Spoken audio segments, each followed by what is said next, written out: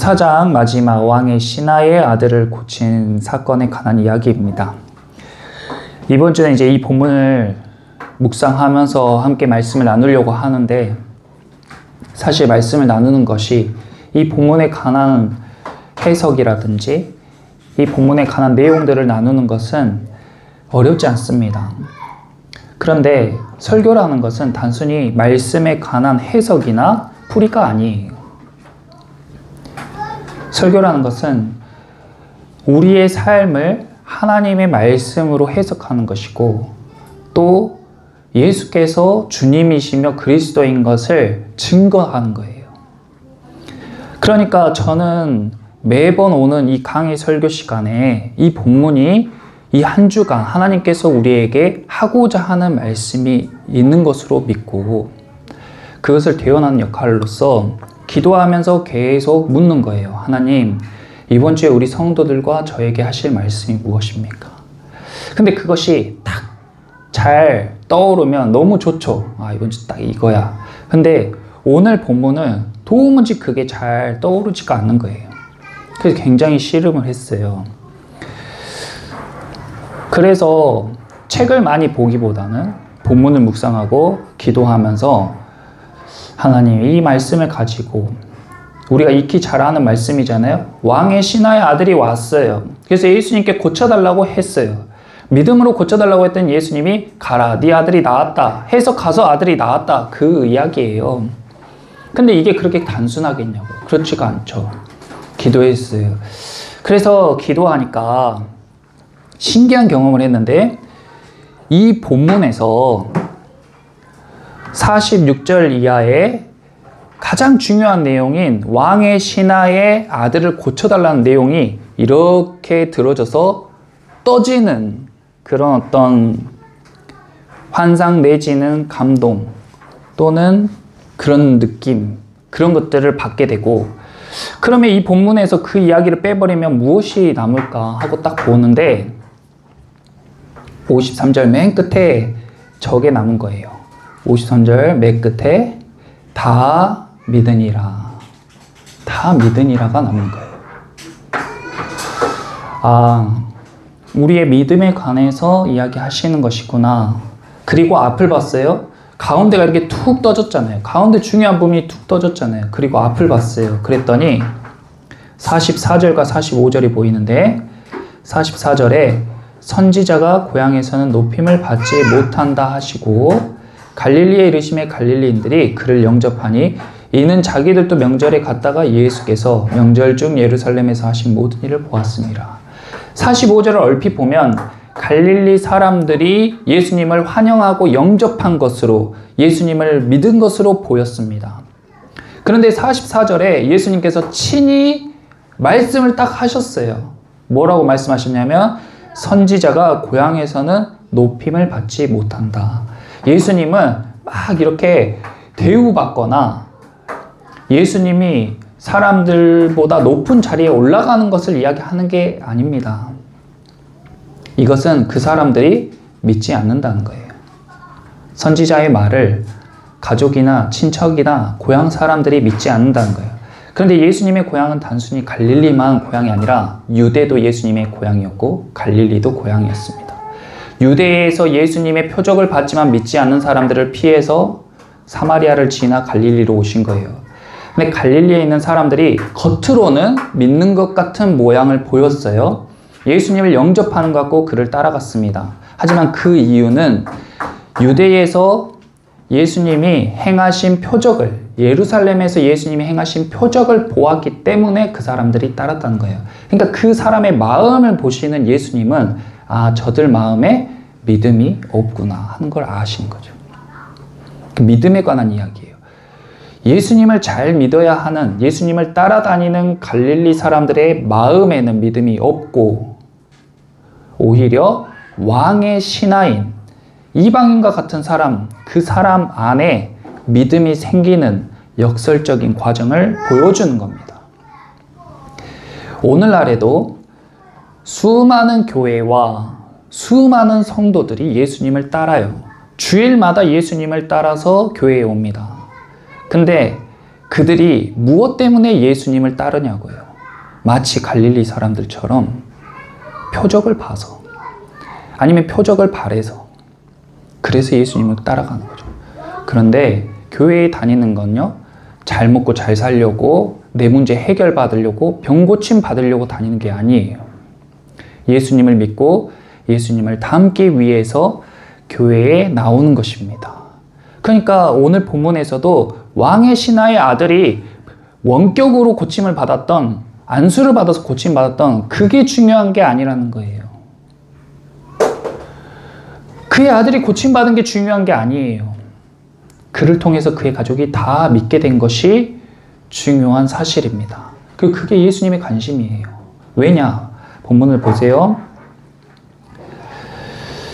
47절에 그 아버지가 이제 아들이 곧 죽게 됐으니까 자기가 왕의 신하였든 자기 체면이 어찌됐건 뭐 왕이라 할지라도 예수님한테 가서 죽게 생긴 아들이 고침받을 수 있다면 뭐 체면이 무슨 소용이에요. 가서 아들이 죽게 생겼으니까 47절입니다. 청하되 내려오셔서 내 아들의 병을 고쳐주소서. 그가 거의 죽게 됐습니다. 지금 내 아들이 죽게 생겼습니다. 예수님 좀 고쳐주세요. 그러니까 저도 제 아들이 죽을 병에 걸려서 막 사경을 헤매며 얼마나 다급하고 예수님한테 지금 아들이 죽게 생겼어요. 빨리 고쳐주세요. 할 거 아니에요. 근데 예수님의 답변이 뭐였어요? 예수님이 어이구 그래요? 지금 아들이 죽게 생겼어요? 같이 기도합시다. 아니면 아들이 죽게 생겼어요? 빨리 가봅시다. 예수님이 이래요? 아니에요. 안 그래요. 예수님이 어떻게 하셨어요? 48절에 너희는 표적과 기사를 보지 못하면 도무지 믿지 아니하구나. 가나의 혼인잔치에서 결혼식장에서 포도주가 떨어지는 것은 큰일이에요. 마치 우리 결혼식장에서 음식 떨어지는 거랑 똑같아요. 그러면 우리는 결혼식장에 음식 떨어지는 것 때문에 얼마나 전전긍긍하냐고요. 야야 음식 다 떨어졌다. 얼른 음식 구해라. 식권 구해와라. 그런 거에 우리의 시선과 마음이 쏠려 있잖아요. 근데 예수님은 그런 거에 관심이 없다고요. 여자여 그것이 나와 무슨 상관입니까? 내 때가 아직 이르지 않았습니다. 예수님의 답변이에요. 예수님 우리 아들이 죽게 생겼습니다. 너희는 표적을 보지 않으면 도무지 믿지 않구나. 이게 예수님의 답변이라고요. 예수님 저 지금 너무 힘들어요. 그게 무슨 상관이에요. 그게 무슨 큰일이에요. 우리는 우리 앞에 있는 게 엄청 큰일인 것 같고 우리 앞에 있는 게 정말 빨리 해결받아야 될 것 같고 그것이 내 인생의 중요한 문제 같지만 그게 중요한 게 아니라는 거예요. 사마리아 여인이 남편을 5번 갈아치웠어요. 그리고 6번째 남편을 기대하면서 동거하고 있어요. 남편의 문제를 해결받고 싶어 했는데 예수님이 너 예배를 회복하라고 이야기한 거예요.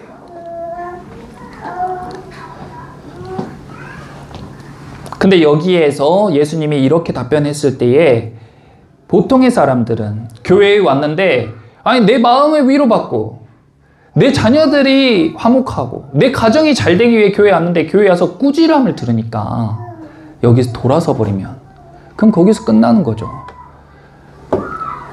그런데 이 왕의 신하가 잘한 건 뭐냐면 예수님의 이런 반응에도 불구하고 49절에 한 번 더 기도하는 거예요.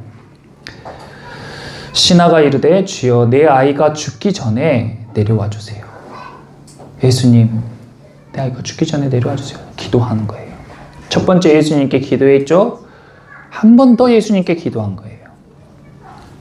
그러니까 예수님 어떻게 하셨어요? 50절에 예수께서 이르시되 가라 내 아들이 살아있다. 자 이게 응답입니다.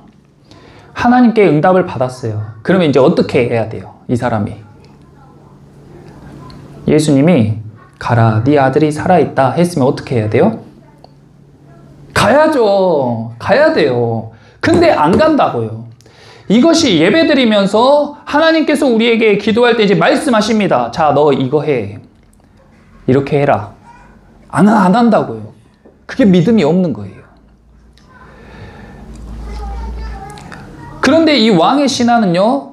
아니 지금 저한테 가라고 하시면 어떡합니까? 뭐 증표를 주시든 저랑 같이 가주시든 아니면은 뭐 어떻게 방법을 좀 해야죠. 그냥 이렇게 가라고 하면 어떡합니까? 이게 아니고 자기가 생각하는 대로 일을 해결해 달라는 게 아니고 예수님이 가라고 하니까 그냥 갔어요. 예수님이 가라고 하니까 갔어요. 가니까 51절에 내려가는 길에 종들이 오다가 만나서 아이가 살아있다는 소식을 들었습니다. 그리고 언제부터 괜찮아졌냐 물었더니 그때가 예수님께서 말씀하신 딱 그때인 것을 경험하고 그 뒤로 그 사람과 그 집안이 다 믿게 된 거예요. 이것이 신앙과 믿음의 과정이에요. 그러니까 우리가 이 과정을 겪어야 돼요. 이 과정을 겪어야 돼요. 그런데 갈릴리 사람들처럼 표적을 보고 따라다니기만 따라다니고 예수님의 말씀을 듣고 실행하는 것은 없고, 그러니까 그 뒤에 경험하는 것도 없고, 그러니까 그 뒤에 예수님을 믿고 예수님을 닮아가는 게 아니라 자기 생각대로 안 되니까 예수님을 십자가에 못 박은 거예요. 교회에 오래 다녀도 신앙생활 열심히 해도 그렇게 신앙생활을 할 수가 있어요. 그런데 왕의 신하는 예수님의 말씀을 듣고 그대로 실행하는 거예요. 50절 후반부 보세요. 그 사람이 예수께서 하신 말씀을 믿고 가더니, 거기 말씀을 동그라미 쳐보세요. 우리가 믿는 믿음의 대상이 무엇인가? 난 지금 무엇을 믿고 살아가는가? 내가 살아가면서 내가 무엇을 믿고 살아가는가? 내 안에 말씀이 있나? 점검하라는 거예요. 신앙생활을 하면서 하나님의 말씀을 들으면서 그것을 내 삶에 계속 차곡차곡 적용해 가면서 내 삶이 하나씩 하나씩 바뀌는 경험을, 나는 이런 거 듣고 갈 사람이 아닌데 예수님께서 말씀하시니까 그 말씀을 듣고 믿음으로 가는 거예요. 듣고 믿음으로 실행하는 것까지. 그래야 그 다음에 하나님의 역사를 보게 되고 경험하고 확고한 믿음이 생기게 되는 것입니다. 주보에 보시면 제가 줄탁동시라는 사자성어를 적어뒀는데, 이게 이제 계란을, 달걀을 닭이 이렇게 쪼는 거죠. 네. 계란은 닭개자의 알란, 그러니까 한자 표기로 계란이고, 달걀은 닭의 알을 줄여가지고 달걀, 순 우리말이죠. 그러니까 이 닭이 달걀을 낳아가지고, 알을 낳아가지고 그 알이 이 알 상태로 평생 살 수도 있어요. 그쵸? 알은 자기가 그냥 알인 줄 알고 살아요. 그러면 이 알은 그냥 이렇게 굴러다니다가 사람들이 먹거나 짐승들이 먹으면 그 인생이 끝입니다. 알은 그냥 자기가 알인 줄 알고 그렇게 쭉 살아요. 그런 알도 있어요. 무정란이라고 하죠. 근데 어떤 알은 그 알벽을 깨고 나와가지고 완전히 다른 모습으로 태어나요. 병아리로. 그리고 거기에서 그치는 게 아니라 어떤 병아리는 또 자라가지고 닭이 돼요. 또 자기가 닭인 줄 알았는데 커보니까 독수리가 돼서 날아다니는 새도 있어요. 완전히 다르죠. 알로 태어나서 알로 끝나는 인생도 있고, 알로 태어나서 병아리로 끝나는 인생도 있고, 알로 태어나서 닭이 되는 인생도 있고, 알로 태어나서 독수리가 되는 인생도 있어요. 알로 살아서 알로 죽는 이 인생은 절대 닭과 독수리의 삶을 공감 못해요. 상상조차 못해요. 하늘을 나는 것, 그런 기분, 그런 감격, 꿈도 못 꿔요. 그러면 알이 어떻게 알벽을 깨고 나오겠어요? 그 안에 있는 생명이 기를 쓰면은 그 알벽을 깨고 나올 수 있습니까? 그게 아니라는 거예요. 어떻게 나오냐면 그 안에 있는 생명이 삐약삐약 하고 웁니다. 울면은 밖에 있는 닭이 적당한 강도로 톡톡 쳐줘요. 그래서 안과 밖에서 동시에 쳐서 알을 깨고 나온다라는 뜻이 줄탁동시입니다. 우리의 삶도요, 우리가 태어나서 우리는 알로 태어나요. 알로 태어나서 알로 인생을 마치는 사람이 허다하게 많습니다. 내가 왜 태어났는지, 나는 이 땅 가운데 무엇을 해야 되는지, 난 뭘 잘하는지, 무엇을 했을 때 행복한지, 나는 하나님의 어떤 뜻으로 나를 이 땅 가운데 보내셨는지 모르고 그냥 알처럼 뒹굴뒹굴 하다가 죽는 인생이 허다하다고요. 근데 다 알들이니까 자기가 어쩐지 저쩐지 모르고 그냥 그렇게 살아요. 깊이가 없어요, 삶에. 깊이 생각하지도 않아요. 알이니까 뭐 생각할 것도 없죠. 그런데 그 안에서 나는 알로 끝날 인생이 아니야. 나의 아버지는 알이 아니야. 나의 아버지는 다른 생명이야. 그래서 기도하면서 내 벽, 내 삶의 벽, 그 벽을 깨려고 애쓰는 사람, 기도하면서 애쓰는 사람의 그 벽을 하나님이 함께 탁탁탁 치면서 깨주시는 거예요. 그것이 믿음입니다. 그리고 그것이 딱 깨지는 순간 새로운 빛이 내 삶에 비치면서 완전히 다른 삶이 펼쳐지는데 이전과 완전히 변화된 나를 경험하게 되는 거예요. 그게 영적인 삶이에요. 그리고 내가 깊어지면 깊어질수록 뛰어다닐 수도 있고 많은 것들을 누릴 수 있으며 심지어 날아갈 수도 있는 거예요. 하나님은 내가 너에게 새 힘을 주리니 독수리가 날개치며 올라가는 것처럼 날아오르라고 말씀하셨습니다. 너희는 그냥 있다가 후라이 되는 인생이 아니야. 나는 후라이가 될까? 삶은 달걀이 될까? 구운 달걀 될까? 그런 거 기대하며 사는 인생이 아니야. 갈릴리 사람이나 왕의 신하도 다 거기에서 머물러 가지고 그 안에서 아등바등 하니까 예수님이 그게 중요한 게 아니고 믿음이 중요해. 네, 믿음을 가져. 완전히 다른 세상이야. 예수님은 계속 지금 생명을 주는 사역을 하고 계세요. 내 안에 생명이 있다. 생명을 가져라. 생명이 나한테 있다. 근데 그것을 도무지 깨닫지 못해. 내 삶 가운데에 깊이 있는 깊이로 못 들어가는 거예요. 마치 바닷가의 겉 모양만 보고 깊은 심해에 뭐가 있는지 모르고 살아가는 사람처럼. 사람들은 자기가 인간이 소우주라고 이야기하면서 내 안이 그렇게 복잡하고 광활합니까? 여러분들 안에, 여러분들이 자신의 내면을 들여다봤을 때 그렇게 깊고 넓어요? 아니에요. 대부분의 사람들의 마음은 정말 옹달샘 같아요. 미지의 영역이 훨씬 더 많다고요. 그 미지의 영역을 탐험해야 돼요. 그리고 그 안에서 내 안에 내주하시는 성령과의 만남, 역사, 그리고 나의 시야와 감각이 확장되는 걸 경험해야 돼요. 그래서 하나님께서 말씀해 주시는 거예요. 그러니까 이것은 단순히 믿음이 있으면은 문제가 해결됩니다. 믿음이 있으면은 병이 치유됩니다. 믿음이 있으면은 잘 먹고 잘 삽니다. 이야기가 아니에요. 완전히 우리의 삶을 다른 차원으로, 믿지 않는 사람들과 완전히 다른 존재로, 세상이 달걀들 투성이여도 너는 달걀로 살지 말고 너는 너로 살아. 너가 다 계란일 땐 똑같이 보여. 다 달걀일 땐 똑같이 보여. 다 알인 것 같아. 근데 내가 그 벽을 깨고 나오면 내가 꿩일지 닭일지 독수리일지 매일지 모른단 말이에요. 하나님이 나를 무엇으로 창조했는지 모른다고요.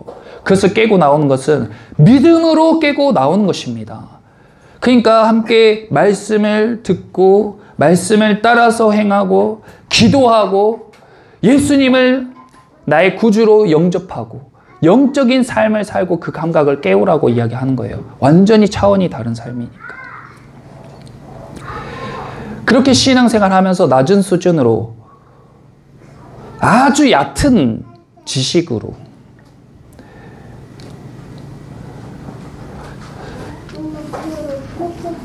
영적인 지능이란 표현 좀 그런데 영적 지능. 우리는 우리가 관심이 있고 많이 하는 것에 대한 지능이 올라가요. 뭐 운동하는 사람은 운동 지능이 올라가겠죠. 요리하는 사람은 요리 지능이 올라가겠죠. 근데 말씀을 계속 읽고 기도하는 사람은 영적인 지능이 올라가요. 그러니까 예수님이 하시는 이야기가 처음엔 이해가 잘 안 되죠. 우리가 아무것도 모르는 운동, 스포츠 이야기하거나 뭐 공부 이야기하거나 요리 이야기하면 모르듯이 관심이 있고 계속 그것을 접해야 그것에 관련된 지능이 향상되잖아요. 하나님이 왜 이렇게 두꺼운 책을 우리에게 주셨냐고요. 우리는 다 이것을 읽을 수 있어요. 그리고 이것으로 하나님을 경험할 수 있어요. 그러니까 그것이 선택이 아니라 필수예요. 필수. 그래서 이건 단순히 지식을 습득하는 책 읽기가 아니고 하나님과의 교제로 영적인 지능을 향상시키는 과정이에요. 그러니까 그런 것들을 겪어야죠. 그리고 기도하면서 계속 내 안에 영적인 근육이 자라납니다. 그래서 말씀을 읽으면 이제 깨달아지는 거예요. 아, 이 말씀이 이런 말씀이었구나. 그렇게 하지 않으면 절대 경험을 못합니다.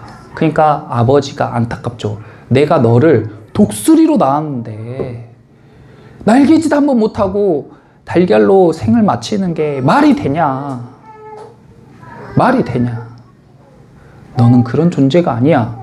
야, 너 그렇게 평생 아둥바둥하며 살다가 나이 들어서 하늘나라 가는 그런 인생이 아니야. 넌 날아올라야 돼. 더 높이 날아올 수 있어. 근데 우리가 신앙생활에 적당히 하게 되면 어떻게 되냐? 비행기가 날아갈 때요, 300km 이상의 속도로 달려야지만이 공중에 뜹니다. 그래야 하늘을 향해 쭉 날아가죠, 비행기가. 근데 내가 만약에 100km로 달린다 생각해 보세요. 내 비행기인데 100km로 달려요. 그럼 어때요? 계속 달리기만 해야 돼요. 아니, 왜 안 뜨지? 예수님 분명히 뜬다고 했는데 300km로 달려야 뜨죠. 전심전력을 다해서 한 번쯤은 내 온 힘과 정성을 다해서 달려야죠. 그래야 날아오르잖아요. 근데 날고 나면 나는 사람들은 편하대요. 힘이 안 든대요. 더 빠르게 더 높이 날 수 있대요. 근데 100km 달린 사람은 이렇게 달려도 못 나는데 말이 안 돼. 넌 700, 800, 900km로 달리면서 날아가면서 어떻게 더 안 힘들 수가 있어. 훨씬 힘들겠지. 난 100km로 달려도 이렇게 힘든데. 그렇게 사는 게 교회 생활하는 사람들의 모습이라고요. 영적으로 자기가 올인하고 한 번쯤은 전심전력으로 예배하고 기도하고 말씀 읽는 경험을 해서 날아본 경험이 있는 사람은 계속 더 날고 싶고 더 높이 날고 싶죠. 왜냐하면 하나님께서 독수리가 날개쳐 오르는 것 같은, 하나님을 앙망하는 사람에게 새 힘을 주셔가지고 내 힘이 아니라 새 힘으로 나는 경험을 하니까. 근데 그렇게 날려면 비행기처럼 전력 질주를 해가지고 공중에 뜨는 경험을 해야 된다고요. 적당히 과정이 있고 수준이 있잖아요. 예수님께서 우리에게 오시는 타이밍이 있고 개척해서 우리가 하나님의 자비와 긍휼과 은혜로 세워지는 시기가 있잖아요. 근데 언제까지 우리가 이렇게 해요? 언제까지 이렇게 아이 젖먹이듯이 예배하냐고요. 우리는 일반 교회들과 달라요. 기둥 뒤에 숨어서 예배만 드리고 갈 것 같으면 큰 교회에 가서 그냥 예배를 드려야죠. 개척교회의 성도라는 것은 큰 은혜를 받는 것과 같이 큰 책임과 큰 헌신이 필요합니다. 그래서 사도행전 2장에 보면 마가의 다락방에 모였던 제자들과 예수님의 따르던 무리들이 100명이 넘는 성도들이 다락방에서 열심히 기도하잖아요. 자기가 날아오를 때까지 기도에 힘쓰는 거예요. 아침이고 점심이고 저녁이고 기도해가지고 그들이 성령 받는 경험을 하는 게 그들이 날았던 경험이에요. 그리고 그들이 그렇게 성령 받고 방언함으로써 사람들이 그 방언을 듣고 몰려오니까 그 몰려든 사람들에게 베드로가 설교합니다. 사람들아, 이 사람들이 지금 하는 기도는 술 취해서 하는 말이 아니고 하나님의 큰 일을 너희에게 지금 너희의 나라의 말로 이야기하고 있는 성령의 역사다. 그리고 너희가 십자가에 못 박은 그 예수 그리스도가 바로 너희가 기다리던 주님이시고 그리스도시다. 말씀하니까 그 자리에서 3,000명이 회개하고 돌아왔어요. 한 번의 교회가 급성장하게 된 거예요. 교회의 성장을 이야기하는 게 아닙니다. 하나님의 역사라는 거예요. 우리 성도들이 그 마가의 다락방 성도들과 같은 성도들이어야지, 여기 갈릴리 사람들과 같이 표적을 보고 쫓아다니고 하나님의 따라다니면서 빵이나 물고기를 얻어먹으려고 쫓아다니고 그러다가 예수님이 십자가에 못 박고 나중에 내가 못 박았는데 어떻게 할까 가슴 치면서 회개하며 돌아오는 3,000명 안에 들어가는 사람이 아니라는 겁니다. 성령님께서 이 예배의 자리 가운데 저와 여러분을 보내신 것은 다 하나님의 뜻 안에서 보내신 것이고 큰 은혜임과 동시에 책임과 헌신을 요구하는 자리라는 것을 기억하시기를 축원합니다. 그래서 예수님께서 친히 선지자가 고향에선 높임을 받지 못한다. 개척교회에서 교회가 세워지는 것이 쉽지 않다. 사람들의 말이지만 그런 것들 의식하면서 하는 게 아니에요. 우리는 하나님 보고 예수님의 능력으로, 십자가의 능력으로 서는 것입니다. 각자가 각자의 믿음의 여정을 돌파하시고 내 알벽을 깨세요. 알벽을 깨시기를 축원합니다. 내 힘으로 깨는 것이 아니고 하나님께 깨달라고 삐약삐약삐약 기도하세요. 그러면은 밖에서 강한 힘으로 탁 쳐주는 하나님의 그 역사하심이 있어요. 그러면 그 틈에 빛이 쫙 내 삶 가운데 비치면서 빠직 삶의 벽이 깨지고 돌파함으로써 새로운 삶이 열리는 겁니다. 그러한 새로운 삶, 변화된 삶, 하나님과 동행하는 삶, 진짜 깊이 있는 영적인 삶, 내 말과 생각과 행동이 다 바뀌는 그런 삶을 경험하시고 사시는 저와 여러분 되시기를 예수님의 이름으로 축원합니다. 아멘.